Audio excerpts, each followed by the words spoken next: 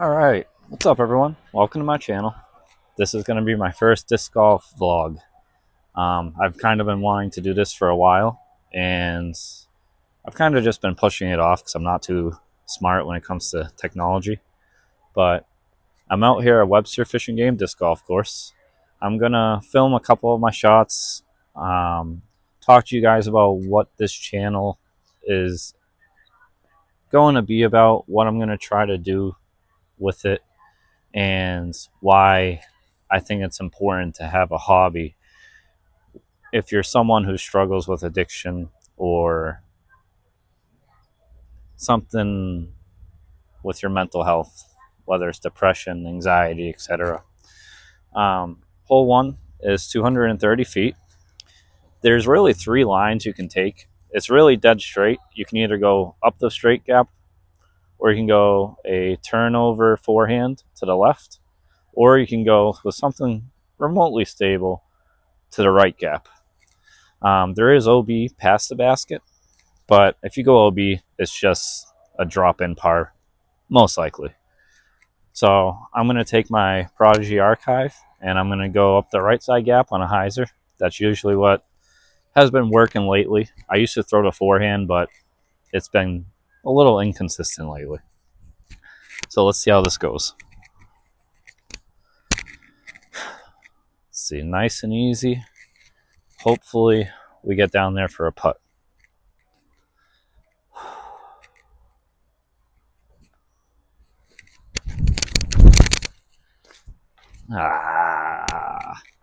Didn't get down there.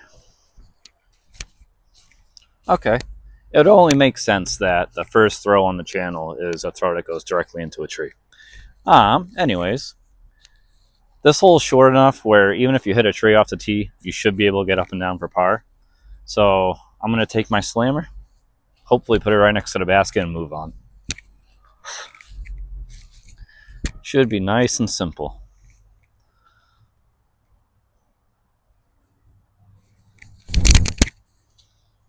Sit. And that's inbounds. Perfect. Yeah, like I was saying, this hole is short enough where even if you mess up off the tee, you should be able to save your par relatively easily. So we'll tap this in and move on. Okay, so hole two is about 250 feet, and it's just dead straight. There's really only one line to get to the basket. I've seen people throw a flex forehand to the left and try to have it come back in, but that's very inconsistent for me. So we're just going to throw a putter, my PA3, hopefully go right up the middle and have a look at a birdie, but parring this hole is perfectly fine for me.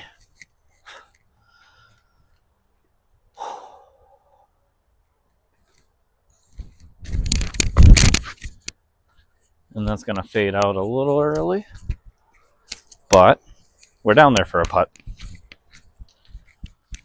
All right, so we have a little bit more than a putt. Well, pretty average person. I'm probably going to be about, let's say, 60 feet, 65 feet, which is doable. It's not out of the realm of possibility, but you would like to be a little closer. Let's see how this goes.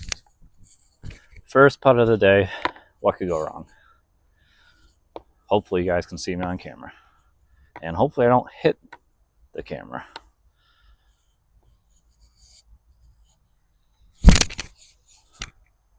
And that felt great. Just a little short.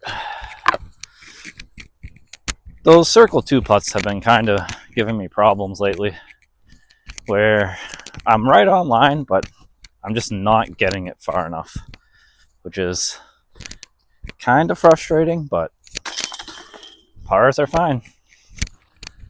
Okay, hole three is 290 feet. Like the last hole, it's pretty much dead straight. It finishes a little to the left. You really just have to miss that one big tree that's in the middle. So with that tree being there, there's actually three lines. People usually either go hyzer flip to the right, kind of a straight to anti-flex shot to the left side, or they'll throw something that's somewhat flippy on a hyzer flip over the tree and get down there and crash it in. I'm going to try my straight shot to the left side of the tree with a little bit of turn, but we'll see how it goes, because I've kind of been burning it over to the right side of this fairway lately. So I'm going to throw my Prodigy F3. Let's see.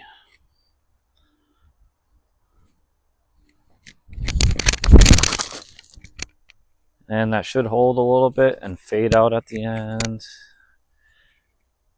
Kind of on circle 2. Okay, so I'm kind of found myself in the same range as the previous hole. I'm probably about like 55 feet or 60 feet. I learned my lesson. I shouldn't put the camera directly behind the basket while I'm recording myself, because I know that you guys could barely see me. So hopefully this is a little better now. The only thing that's not better is I have a tree in my way. But I can make this putt. I think I'm going to go step putt, just because it's right at that range where I don't feel too comfortable getting it there consistently. But let's see what happens.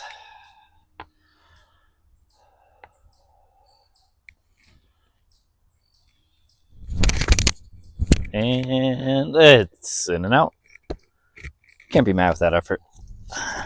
Can't be mad with that effort at all. I gave it a chance. Oh well, moving on.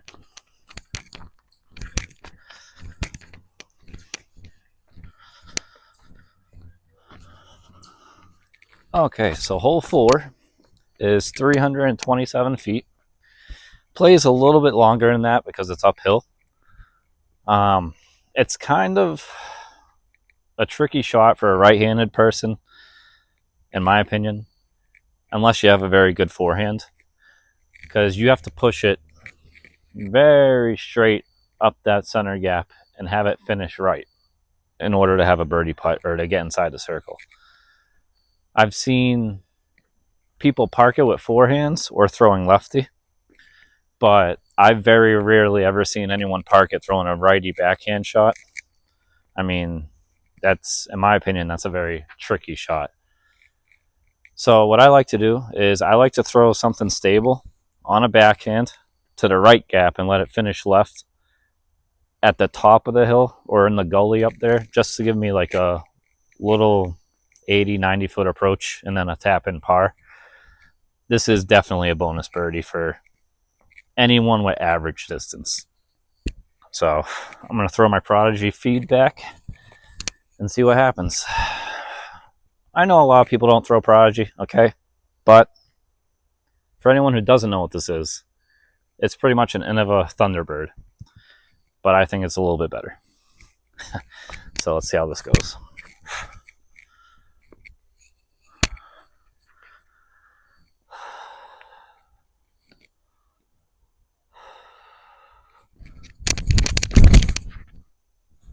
I released it early. It hit a tree, and it rolled into the middle. I'll take that.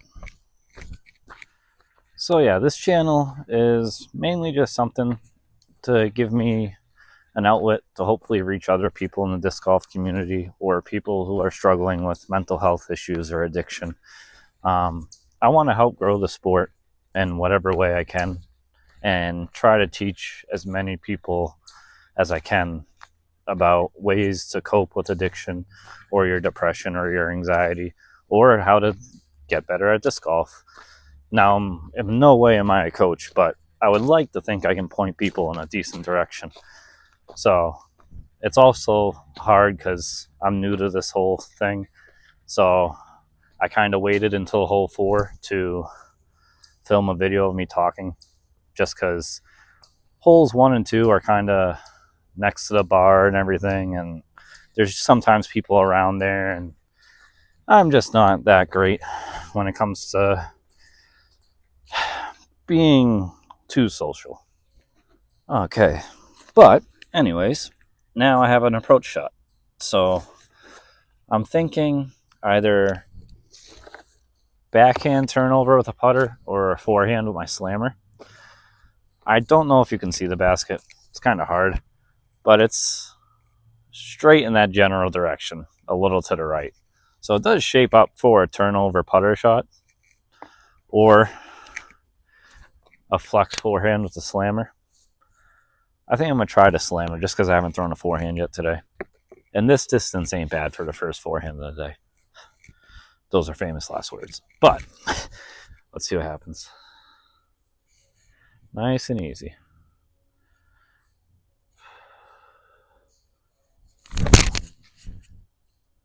Well, Eric, that was not nice and easy. Let's see what happens if I would have thrown the backhand putter shot.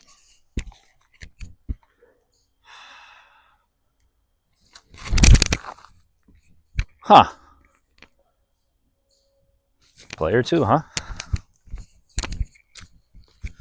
Okay, well, my backhand putter is parked. My slammer, on the other hand, has left me about probably another, almost tripped and died. Probably another 70-foot putt. I'm noticing a pattern here today of leaving myself a lot of long putts. So let's see if we can save par here. It's not outside of the circle by too much, so I can step putt and get it there. Let's see what happens.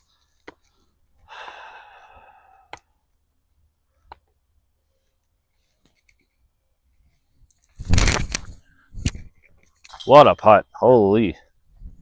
Cool. Oh, tripped again. All right, save my par. Moving on. That was a hell of a putt. Okay, so now hole 5 is 225 feet. It's pretty much a straight shot that goes right and up a hill. So it sets up for a big forehand or turnover backhand. I like the forehand because I'm more consistent with hitting the gap. Now I realize a lot of these holes all look the same, and you guys probably can't see where the basket is. That's probably my fault for choosing a course that doesn't really have many open lanes to see where the basket is. But this is my home course and I play here all the time. So I think my next video I make, I'm going to go to either mile marker 63, Maple Hill, maybe Berry Falls, or somewhere it's just more open, just so you guys can have a better idea of where I'm throwing. But I've played here so much and I live right by here. It's nice and easy to come here. And if the disc goes in the basket, at least you guys will hear it, hopefully. But anyways, we're going to throw a forehand. I'm going to stop talking. Let's see how this goes. I'm going to throw my Latitude 64 Strive and see if I can just hyzer flip it and get it up the hill for a birdie.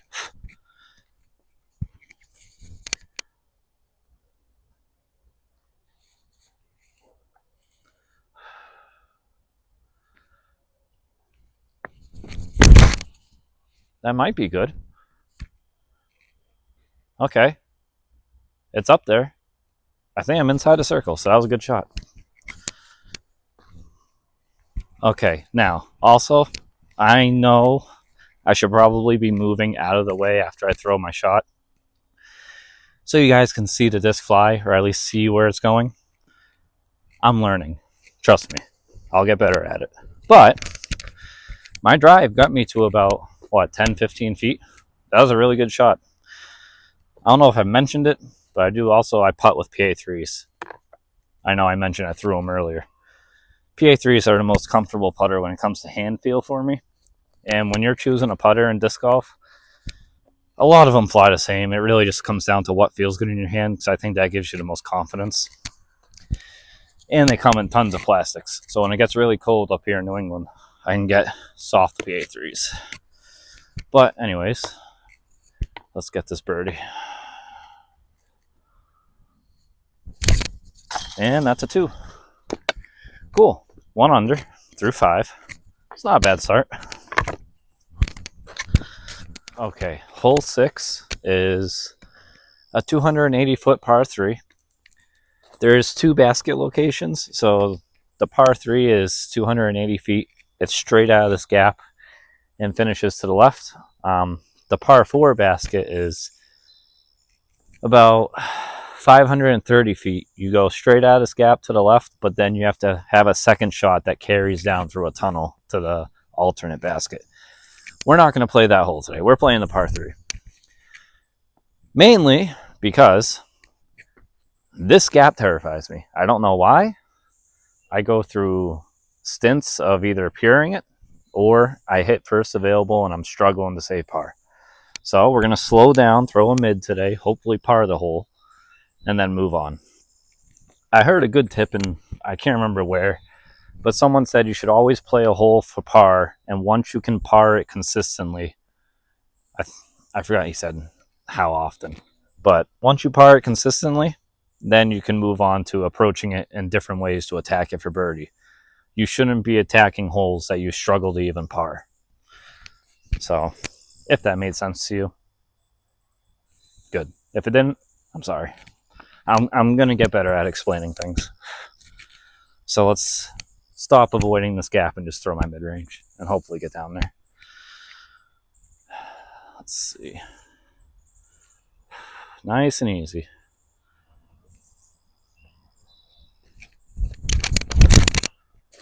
Okay. I hit the gap. It's down there. I did my job. Okay. You know the drill. I got another circle 2 putt. Of course, I think there's a tree in the way again, but I think I'll be able to straddle out to the right side. You know, I would really like to have more circle 1 putts, but at least I'm giving myself the opportunities here. So definitely going to step putt this again. Hopefully connect on it for 2. That would be good. Because I don't 2 this hole enough. I feel like I really should. Let's see what happens here.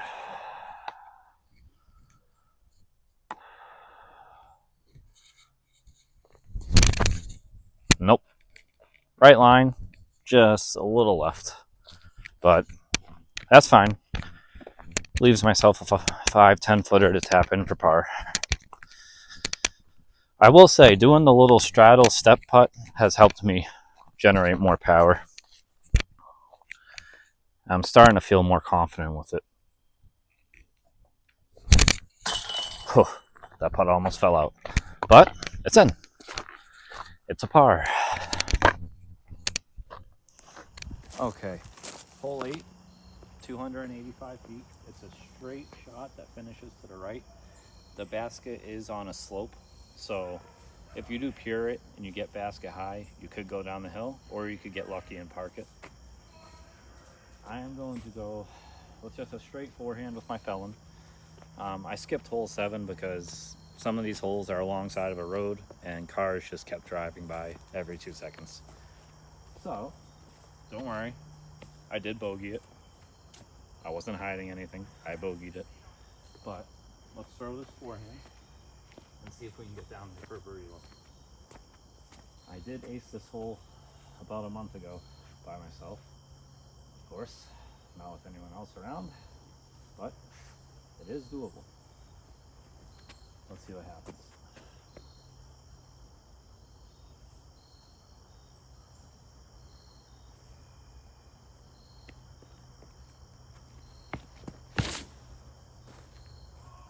Alright, it's down there. I could have a putt. There's some guardian trees around the basket as well. So sometimes you get lucky getting through them, sometimes you don't, but we'll see. Okay. Another lesson learned. Didn't realize my mic was not charged fully. So my mic is dead. I'm about outside the circle in that direction. I'm going to try to go make my birdie putt. I'm going to play hole 9. Then I'm going to film just like a end of the video recap. And then probably call it a day for this video. And hopefully edit it and get it out. I'm still in the process of learning all of this. So hopefully this video will be out in a couple days. But I'll go more into it when I film the recap at the end. Don't worry, I'm gonna make this putt though.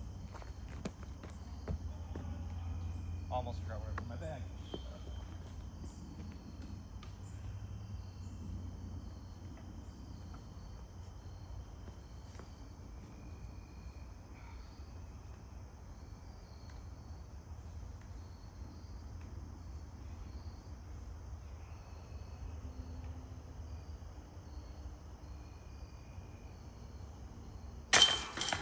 All right. Woo. Get it.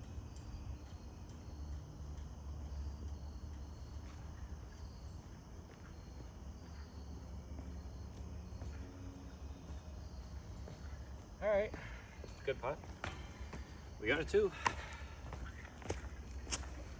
Okay, so I just parred hole 9. So through the front 9, I'm 1 under, which ain't too bad. It's a lot better than what it used to be. But thank you for watching this video. I've been wanting to do this for a while. I just never found the time or the confidence to try. If you're struggling with anything in life, whether it's family issues, mental health issues, addiction, legal, etc., list goes on and on, I highly suggest finding a hobby.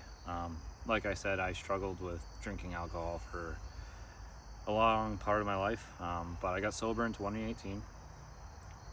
Disc golf was a huge part of that.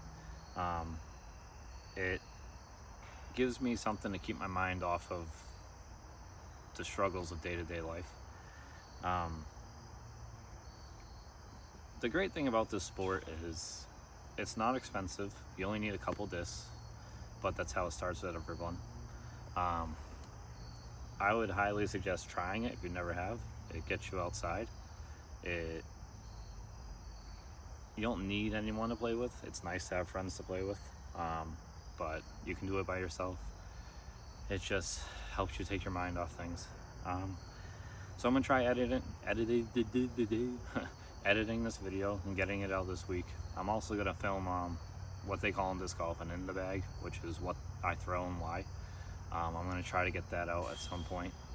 But if you guys like the content, just let me know. I'm gonna continue to try doing it and try to learn as we go. Like you saw earlier, I'm learning the ins and outs of how to film. I didn't realize how tricky it is, especially putting the camera everywhere and finding spots and everything. But this is only my first video, so hopefully plenty more to come. So thank you for watching.